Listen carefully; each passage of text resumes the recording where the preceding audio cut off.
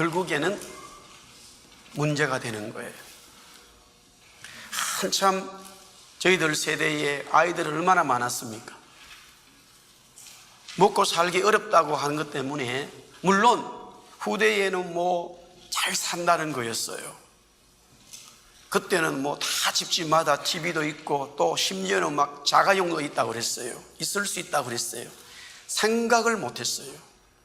그러니까 아이가 너무 많으니까 아이를 놓지 말라고 했어요.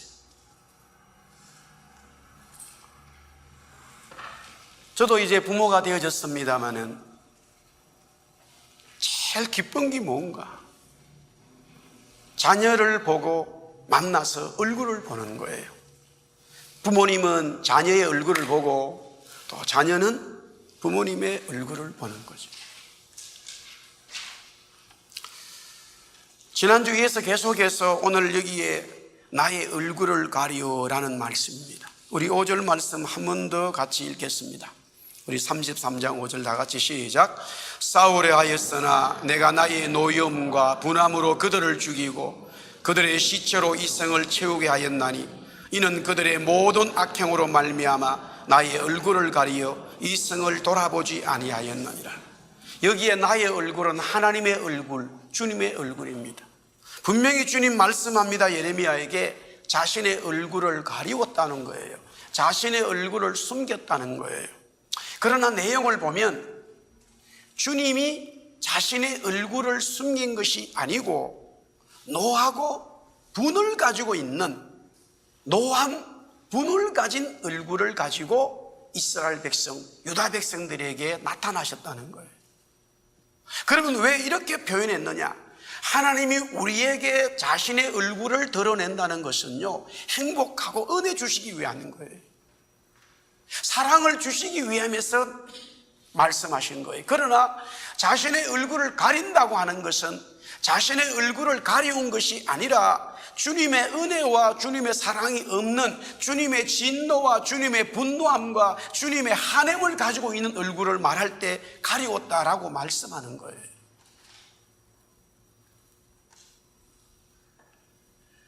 부모와 자녀가 만나고 사람과 사람과 만날 때에 그 얼굴을 보면 너무 감사하고 그 얼굴을 보면 너무 기쁘고 그렇게 돼야 되는 거예요.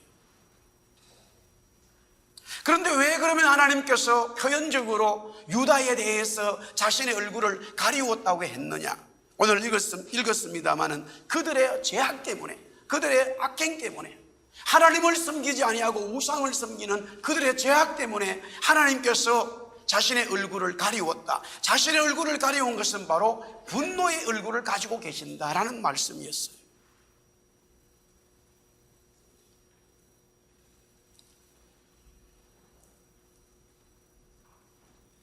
그런데 하나님께서는 예레미야에게 말씀하시면서 예레미야에게는 자신의 얼굴을 보여주고 예레미야를 통하여 이스라엘 유다가 회복되는 그 말씀의 예언의 말씀을 전하게 했다라는 것이에요.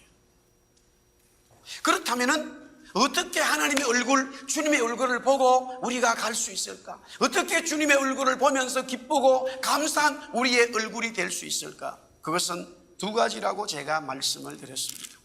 그 하나는 바로 먼저 말씀이라 이거예요. 우리 한번 따라 하겠습니다. 하나님의 얼굴을 보는 것은, 따라합시다. 하나님의 얼굴을 보는 것은 하나님의 말씀을 보는 것이다. 하나님의 말씀을 보는 것, 하나님의 말씀에 순종하는 것, 그것이 바로 하나님의 얼굴을 보는 거다 이 말이에요. 왜냐하면 하나님은 우리처럼 인간이 아니셔요. 그분은 손과 발을 가지고 계신 분이 아니에요. 그분은 얼굴이 없으신 분이에요. 그분은 창조주예요. 그러나 우리에게 자신의 얼굴을 보여준다라고 표현한 것은 자신이 말씀하신 말씀을 우리가 보고 있을 때 그 말씀대로 순종하면 하나님은 인자하고 은혜스러운 사랑스러운 모습의 얼굴을 우리에게 보여주신다라는 은유적인 표현이다 이 말이죠. 그래서 하나님은 예레미야에게 계속적으로 말씀을 주시는 거예요. 물론 다른 선지자들에게도 말씀 주셨지만 그들은 그 말씀을 받지 않았어요. 왜? 유다가 바벨론에게 망한다라는 말씀이었단 말이에요. 절대로 그런 일이 있을 수 없다라고 거부해버린 거예요. 물론 예레미야도 유다 사람으로서, 제사장으로서, 하나님의 말씀을 받은 선지자로서 자기의 백성이 망해서 바벨론에게 이렇게 망가져 가는 것을 원하지 않아요. 누가 그걸 원하겠어요?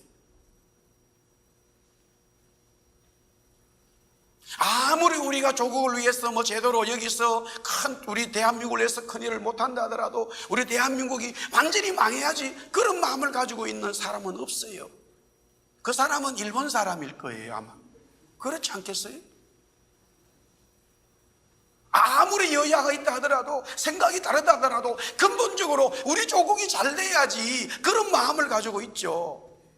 특별히 우리가 이 땅에 살면서 그렇잖아요. 마찬가지예요. 예레미야가 하나님의 사람으로서 자기 유다가 완전히 망해서 바벨론에게 죽어버리는, 사라져버리는, 민족이 사라지는 이런 것을 원하지 않죠. 그런데 분명히 하나님이 주신 말씀이어서 예레미야도 처음에는 많이 헷갈렸습니다. 그 말씀을 전하다 보니까 당연히 핍박이 오고 시위대 뜰에 갇히게 되는, 자기가 원하지 않았던 삶이 막 계속적으로 만들어지는 거예요. 그럴 때 하나님은 예레미야에게 계속적으로 자신의 얼굴을 보여주신 것은, 그럼에도 불구하고 예레미야는 그 말씀을 붙들었다는 사실이에요. 말씀을 붙들고 살아가는 사람에게, 말씀, 하나님이 주신 말씀에 비추어 그 말씀대로 살아가는 자에게 하나님은 자신의 얼굴을 드러내신다, 이 말이에요. 할렐루야. 그 다음에 하나님의 얼굴을 어떻게 볼 수 있느냐, 우리 한번 따라하겠습니다. 하나님의 얼굴을 보는 것은 기도이다. 기도를 통해서 주님의 얼굴을 볼 수 있고 만날 수 있다. 하나님은 오늘도 말씀합니다. 예레미야에게, 예레미야가 시위대 뜰에 갇혀 있었지만은 그런 하나님 앞에 기도했었습니다.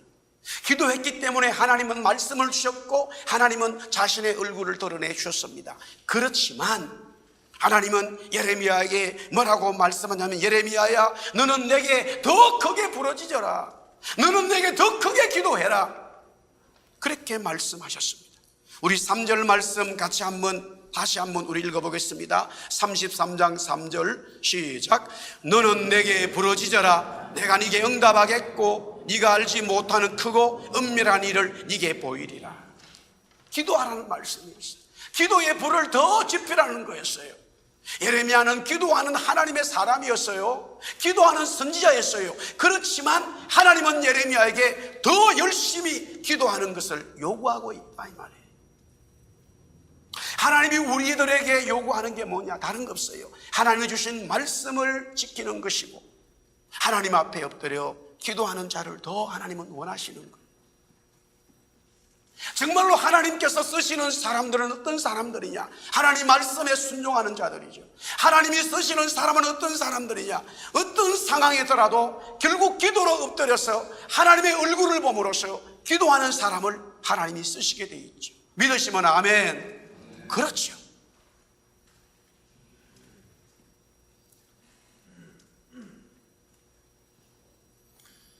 그렇게 기도하는 예레미야였지만은 하나님은 더 예레미야에게 부르짖어, 강력하게 부르짖어 막 큰 소리로 기도하라 이거예요. 지금 예레미야는 시위대 뜰에 갇혀 있습니다. 그를 지키는 자들이 있어요. 상같이 말라는 거예요. 사람이 아무도 없고 또 자기 혼자 있으면은 부르짖어 기도할 수 있는데, 누군가가 있고 그들이 나를 감시하고 있고 그들이 나에게 무언가를 해야 하고 있다면은 그들 보는 앞에서 막 부르짖어서 기도하는 거 쉬운 일이 아니에요. 그런데 하나님은 예레미야에게 그것을 말씀하셨어요. 왜 우리가 하나님의 얼굴을 보지 못하고 결국 은혜의 역사를 경험하지 못하느냐? 무슨 문제가 생겨버리면은 그것이 각자의 조금씩 차이는 있을지 모르지만 문제가 있어버리면 그냥 나가 떨어져 버리는 거예요. 기도를 그만두는 거예요. 교회의 삶도 심지어는 그만두는 사람들이 있어요. 하나님께서 저와 여러분들에게 어떤 문제를 주실 때는 더 기도하라는 거였어요. 그래서 더 큰 하나님의 은혜를 경험하기 위해서, 하나님이 그 은혜를 주시기 위해서 준비한 은혜인데, 준비한 역사인데 우리가 먼저 스스로 그만둬 버린단 말이에요. 나가 떨어져 버려요. 그리고는 한없이 신앙이 그냥 쭉 나락으로 떨어져 가는 것을 보게 된다 이 말이에요. 그리고 또 예레미야에게 아유 예수 주님, 내가 지금 제가 이렇게 기도하고 있는데 그렇게 말씀하시면 어떡합니까? 항변할 수 있지만 이미 항변하게 되어지면 은혜를 떨어져 버려요.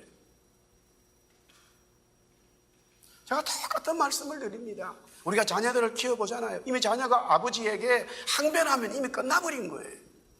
본인이 알고든 모르든요, 부모가 어떤 얘기를 했을 때 예 아버지하고 순종하는 자에게 복 주시지, 항변하게 되어지면 이미 관계는 깨지는 것이 보이는 거예요. 우리 교회 생활도 마찬가지입니다. 아무리 내가 오라도 항변하는 자세는 안 되는 거예요. 하나님의 역사, 사람의 관계는 다 동일한 거예요. 우리가 서로 다 부족하기 때문에 그런 일들을 만날 때마다 어떻게 하면 서로 섬기고 이해하고 받아들이고 격려하면서 하나님 나라를 만들어 갈까 생각해야지, 큰 플레이를 하고 그냥 항변하기 시작하면 끝이 없는 거예요. 예레미야는 그 어려운 상황에서 그 나름대로 기도하면서 하나님으로부터 말씀을 받고 있었습니다마는, 하나님은 예레미야에게 더 큰 기도의 삶을 보여주라고 그렇게 요구하셨어요. 그러면 뭐라고 그러냐면은 보니까 예레미야야 나는 일을 행하는 여호와다, 그것을 만들며 성취하는 여호와다, 그의 이름이 바로 여호와다 라고 예레미야에게 다시 한번 자신의 이름을 확실하게 컨펌하고 있어요. 하나님이 어떤 분이시느냐, 하나님이 창조주입니다, 하나님이 무엇입니다 라고 말할 수 있지만 가장 중요한 것을 우리 한번 다시, 하나님은 하나님이시다, 그걸 믿는 거예요. 아멘. 하나님은 하나님이시다는 걸 내가 믿어버리면요, 그분이 나의 삶을 주장해버리는 거예요. 하나님이 나에게 무엇을 했기 때문에 믿는 게 아니라 하나님은 하나님이시다, 하나님은 여호와시다라는 거예요. 하나님의 존재 자체를 믿는 거예요. 내가 어떤 어려움이 당하더라도 하나님의 존재 자체를 믿음으로써 그 하나님의 은혜를 구하는 거예요. 그러면서 예레미야 너가 더 기도하고 부르짖으면 내가 너에게 반드시 네 기도를 응답하는데, 네가 지금까지 전혀 알지 못했던 그 비밀을 내가 너에게 말해주마. 그것이 하나님께서 예레미야에게 기도하라는 말씀이었어요. 이 알지 못하는 크고 은밀한 것은 바로 온 우주를 구원할 그리스도를 말씀하고 있었어요. 할렐루야. 우리가 살아가는 삶에 있어서 더 기도하고 하나님 말씀대로 살아가면서 주님의 얼굴을 본다는 것, 주님의 은혜를 받는 게 무엇일까? 주님 그리스도를 위한 것이 돼야 돼요.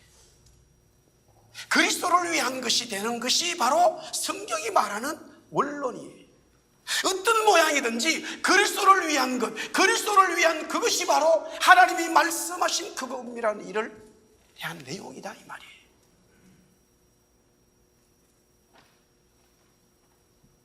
다시 말씀을 드립니다. 어떻게 하나님의 얼굴을 볼 수 있을까? 그것은 하나님이 주신 말씀이고, 어떻게 하나님의 얼굴을 볼 수 있을까? 그것은 바로 하나님이 요구하시는 기도의 삶을 통해서 주님의 얼굴을 볼 수 있다라는 말씀입니다. 그러면 그렇게 주님의 얼굴, 하나님의 얼굴을 보게 된다면 어떤 변화가 일어날 것인가라는 것이죠. 오늘 6절에서부터 11절까지 말씀을 읽었는데 두 부분으로 나누겠습니다. 먼저 6절부터 8절까지, 6절부터 9절까지, 그 다음에 10절부터 11절까지 그렇게 나누게 되어지. 6절부터 8절이구만요. 6절에서 8절, 9절에서 11절. 그런데 5절 말씀까지 나오다가 6절에 보면은 우리말 성경에도 나와 있습니다만은 그러나 나와 있어요. 나의 얼굴을 가리워서 이 성읍을 돌아보지 아니했다. 그러나 내가 얼굴을 보여준다면, 하나님께서 유다에게, 이스라엘 백성들에게, 저와 여러분들에게 얼굴을 보여준다면 이렇게 될 거야 라고 하나님은 예레미야에게 지금 말씀하고 있습니다. 말씀을 정리하면요, 두 가지인데, 하나는 존재적인 우리의 존재, 우리의 어떤 아이덴티티가 바뀐다는 거예요. 우리의 아이덴티티가 하나님의 얼굴을 봄으로써 바뀌게 되어진다는 거예요. 여기 보니까 내가 이 성읍을 치료하고 6절에 고치고 평안과 진실이 풍성함을 나타낸다. 그리고 7절에 보니까 유다가 바로 이스라엘이지요, 그것이 포로로 된 삶이 다시 회복되어진다라는 거예요. 자, 이렇게 말씀을 전합니다. 완전히 망한 유다의 성읍들이 치료되고 고쳐져서 평안과 진실로 풍성해진다는 말씀이에요. 그것은 하나님의 백성들이 바벨론에서 해방되어 자유를 얻고 이스라엘로 돌아오는 것이라는 것이죠. 바로 회복과 구원의 은혜를 경험하는 것입니다. 그들의 죄악이 사하여져서 하나님의 백성으로 인치심을 받는 것이죠. 주님의 얼굴을 보게 된다면 구원의 역사를 경험하고 잃어버렸던 모든 것을 회복하게 되어진다는 거예요. 누가복음 15장에 보면은 세 가지 비유가 나옵니다. 그 중에 공통점은 잃어버린 것을 찾는 건데, 둘째 아들이 아버지의 재산을 가지고 호황방탕에 썼다는 거예요.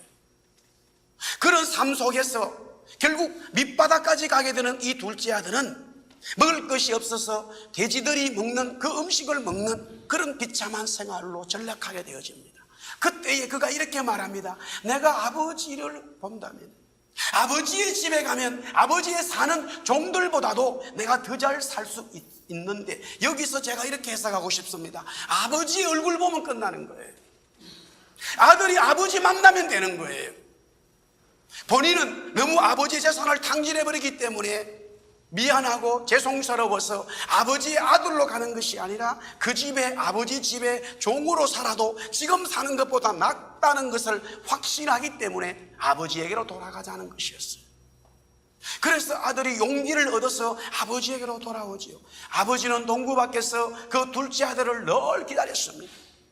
그리고 아버지를 만나자마자, 아버지의 얼굴을 보자마자, 아버지는 그 아들을 보자마자 둘이 만났는데 아버지는 여전히 아들을 아들로 인정해서 잔치를 베풀고 너는 내 아들이라는 그 표시로 반지를 주었다라는 거예요. 아버지의 얼굴 보니까 모든 게 다 해결되어졌어요. 모든 것이 회복되어졌어요. 물론 본인이 죄악을 저질렀고 아버지 앞에 큰 범죄를 했지만 아버지는 그것을 다 용서해 주었어요. 마찬가지로 유다와 이스라엘은 하나님 앞에 범죄했습니다마는 그들 스스로 하나님 앞에 돌아온 것이 아니라 하나님의 큰 사랑으로 말미암아 하나님은 그들에게 이 얼굴을 가리웠다가 아니 되겠구나 싶어서 하나님 다시 그들에게 은혜의 얼굴, 구원의 얼굴, 회복하는 얼굴을 그들에게 보여주시면서 그들을 회복시키셨다라는 말씀이에요. 우리 한번 따라하겠습니다. 구원은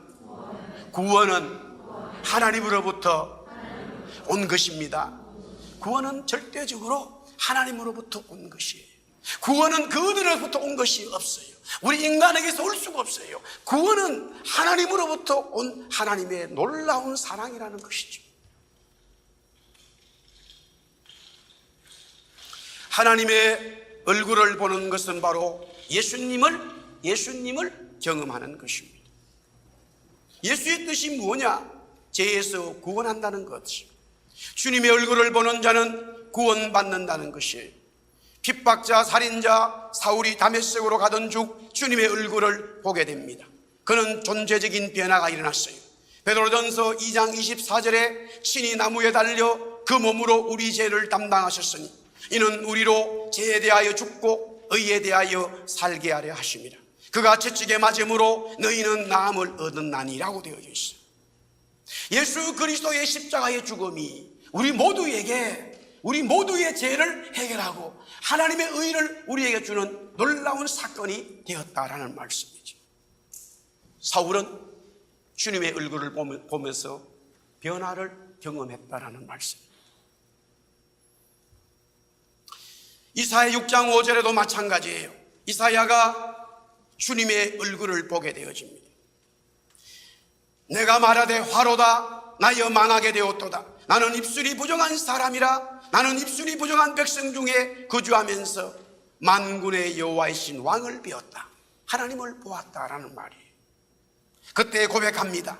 내 악이 제하여졌고 내 죄가 사여졌다. 구원의 은혜, 회복의 은혜를 받게 되어집니다. 주님의 얼굴을 보는 게 뭐냐? 주님의 얼굴을 보면 무엇이 일어나는가? 존재적으로 변화되는 거예요. 마귀의 자녀에서 하나님의 자녀 되는 거예요. 이 세상에 속한 사람이 아니라 하늘에 속한 자가 되는 거예요. 할렐루야. 우리가 이 세상에 살지만 주님의 얼굴을 보게 된 자는 하늘에 속한 자가 된다는 말씀이지. 거듭난다는 거예요. 그 다음에 주님의 얼굴을 보게 되면 무슨 일이 일어나느냐? 존재적인 변화를 가진 자들은 사역적인 변화를 가지게 된다. 삶의 방향성이 달라진다는 거예요. 목적이 달라지는 거예요. 왜 살아야 되는 것인지를 깨닫게 된다 이 말이죠.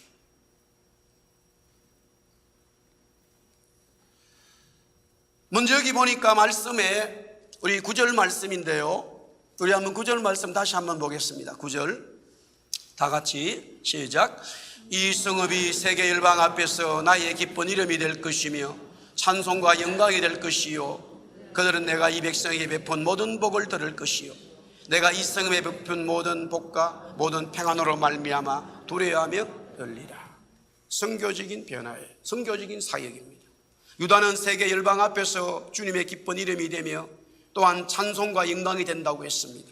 망했던 유다를 회복시키시어 열방 앞에서 세우신다는 것은 유다를 자랑하기 위함이 아니라 주님의 복음의 역사가 모든 민족과 열방에게 전파되어 함께 주님의 기쁜 이름들이 되어야 한다는 것을 말씀하고 있습니다. 계속해서 예레미야 33장에 나와 있습니다. 우리 22절 말씀인데요. 우리 22절 말씀 우리 한번 같이 보겠습니다. 아마 준비되어 있을 거예요. 우리 한번 봅시다. 우리가 11절까지 읽었습니다만 22절에 바로 그 뜻이 나와 있어요. 시작.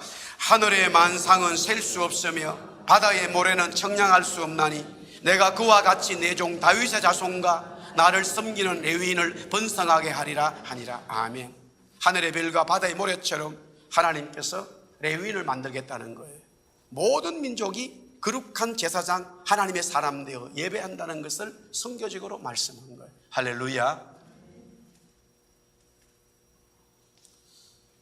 제가 이번에 한국 갔더니만은 참 희한한 이야기를 하나 들었습니다.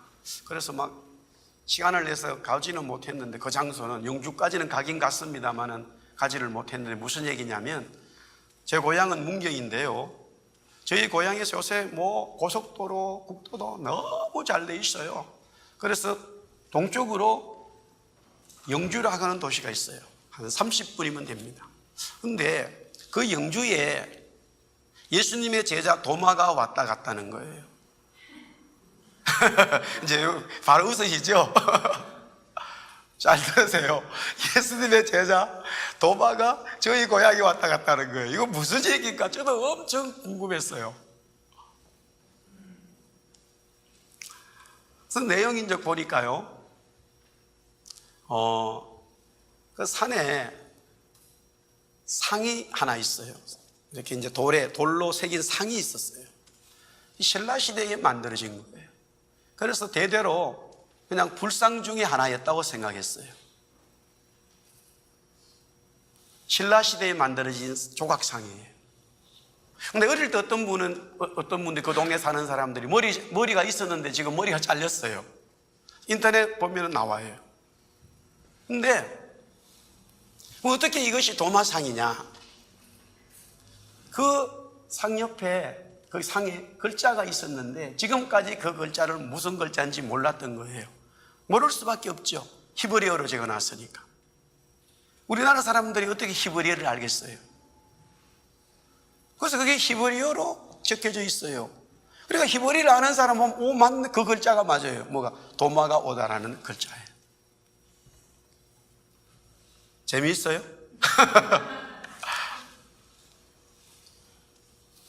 아직 이것이 정설로 완전히 지금 막 그래서 학자들이 지금 야단이에요.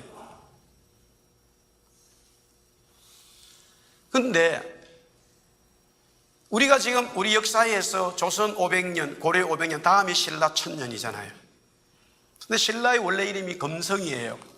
그래서 이제 경주 김씨가 세금자인데 그것이 금을 얘기하거든요. 이것은 이미 일반 역사학자들이 얘기하는 거죠. 신라는 그러니까 월성이라고 그랬는데요. 신라의 도읍지가 지금 현재의 우리 뭐 중고등학교 때 이렇게 그 뭐 수학여행 가면은 본 것은 전부 다 무덤만 본 거예요. 그것도 일부지요. 실제적으로 경주의 도읍지가 지금 그대로 땅속에 묻혀 있어요. 그런데 지금 박정희 대통령이 대통령이 되면서 학자들에게 그것 좀 개발해 보라고 그랬는데 아직까지 구체적으로 개발은 되지 않아 있어요. 월성이라고 하는 것인데 금성인데 그 전체 도읍지가 그대로 땅속에 들어가 있어요. 왜 들어가 있는지 아직까지 그거를 학자들은 뭐 지진이 났는지 어떻게 된지 모른다고 그래요. 분명한 것은 1차적으로 왕들의 그 능을 갖다가 개발하면서 너무너무 금이 많이 나오는 거예요. 신라에. 그런데 신라는 금을 생산하는 나라가 아니에요. 금이 없어요. 이제 일반 역사에서 말하듯이 지금 그때 당시 신라는 엄청난 유럽과의 무역을 했다라는 것을 이야기하고 있는데 어쨌건 그 일을 통해서 신라 시대가 바로 한참 복음이 증거되는 그 유럽의 역사에 와 맞물려져 있어요. 그것이 아직까지 정설이 된 것은 아니지만 도마가 우리 고향에 왔다 갔다 괜히 그냥 기분이 좋더라고요 저는. 그러면은 이게 만약에 정설되면은 우리 대한민국의 복음의 역사가 120년이 아니라 지금 거의 2000년 가까이 돼가는, 언제 온지 모르지만은 어떤 사람들은 아니야 도마가 진짜 온 게 아니라 도마의 제자가 왔어. anyway 그렇다 치더라도 상당한 역사가 앞으로 가게 되어지죠. 그걸 갖다가 경교라고 그랬다고 그래요. 경교라고. 그때 당시는 어쨌건 지금 비행기를 타고 다니는 이 시대에도 복음을 전하고 복음을 전한다는 이 결정하기가 참 어려운 거예요. 그러나 그 시대에 어쨌든 분명한 것은 도마는 인도까지 온 것은 분명해요. 인도에서 죽었어요. 그가 동쪽으로 복음을 전했다고 하는 것을 다 모든 일반 서양 역사에서 기독교 역사에서는 증명을 하고 있어요. 그리스도의 복음을 받은 사람들의 특징이 뭐냐면 나와 관계없는 민족에게 복음을 전해야 되는 그 불타는 마음을 주시고 그 사람이 예를 들어 어떤 공동체 10명이 공동체가 있는데 한 사람에게 하나님께서 그 사람의 그와 같은 강력한 마음을 주셔서 그 사람으로 하여금 행동하게 된다면 나머지 9사람은 똑같은 마음으로 그 사람을 돕는다는 사실이에요. 그것이 교회입니다. 믿으시면 아멘.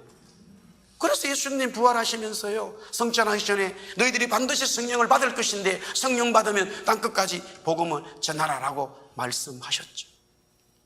교회는 바로 복음을 전하는 거예요. 왜? 정말로 하나님의 얼굴을 본 자는 변화되어져서 하나님의 자녀되고 하늘의 시민권 영원한 하나님의 자녀된 것이 너무 감사하기 때문에 다른 사람도 그렇게 돼야 된다라는 이 마음을 가질 수밖에 없다라는 것이죠.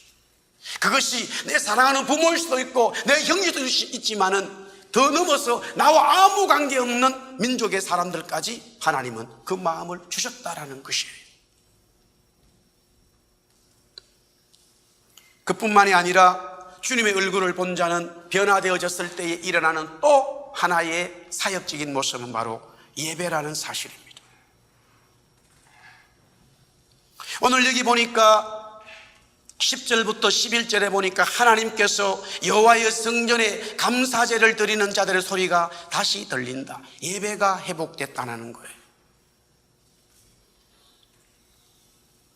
18절 말씀 한번 볼까요? 18절, 우리 18절 다 같이 한번 보겠습니다. 한 번 더 18절 말씀 시작. 내 앞에서 번제를 드리며 소제를 사르며 다른 제사를 항상 드릴 레위 사람 제사장들도 끊어지지 아니하리라 하시니라. 예배가 회복되어져서 그 예배가 끊어지지 않는 거예요. 구원받은 사람, 하나님의 얼굴을 봄으로써 구원받은 사람은 반드시 하나님을 예배하게 되어져 있어요. 왜? 하나님의 사람이 됐기 때문에. 어떤 사람이었든지 관계없어요. 어디에 살았든지 관계없어요. 하나님의 주님의 얼굴을 본 사람은 주님 앞에 예배하고 싶은 것은 자연 발생적인 거예요. 수가성 여인은 가장 천한 여자예요. 남자 없으면 살 수 없는 여자예요. 그 여자가 우물가에서 주님의 얼굴을 보게 됩니다. 그 여자는 변화되었어요. 예배하고 싶은 마음이 생겨서 예루살렘으로 가야 되나 아니면은 사마리아로 가야 되나, 자기가 사는 동네는 사마리아이기 때문에 사마리아로 가야 되나, 그래도 유다에 있는 예루살렘이 본 예배 장소인데 예루살렘에 가야 되나 라고 물을 때에 주님 말씀합니다. 우리가 늘 예배하면서 고백하는 그 고백이 이때 나온 거예요. 예배하는 자는 신령과 진리, 신령은 성령이요 진리는 그리스도요. 성령과 그리스도로 말미암아 살아계신 하나님께 예배하게 되어져 있다, 이 말씀이죠.